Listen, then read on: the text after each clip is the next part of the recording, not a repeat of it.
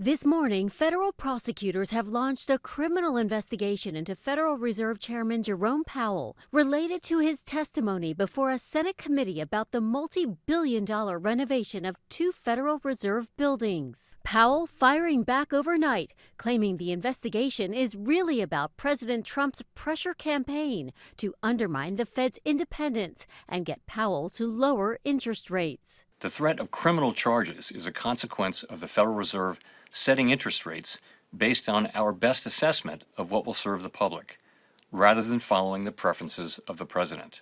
President Trump overnight denied any involvement in the investigation, but just 2 weeks ago made this threat. We're thinking about bringing a suit against Powell for incompetence. It's going to end up costing more than $4 billion. $4 billion. The renovations, which ballooned past initial budget estimates, were the subject of a public showdown last July when Trump paid a rare visit to the Fed. It looks like it's about $3.1 billion. It went up a little bit, or a lot.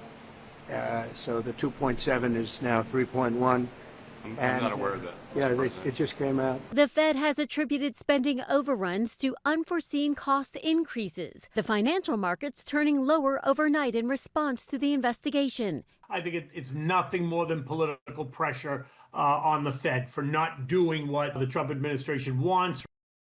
President Trump, during his first term, picked Powell to lead the Fed, praising his judgment. But this morning, Powell says the Justice Department has served the Fed with subpoenas, an unprecedented escalation that could have significant consequences for the U.S. economy. Allison Cossack, ABC News, New York.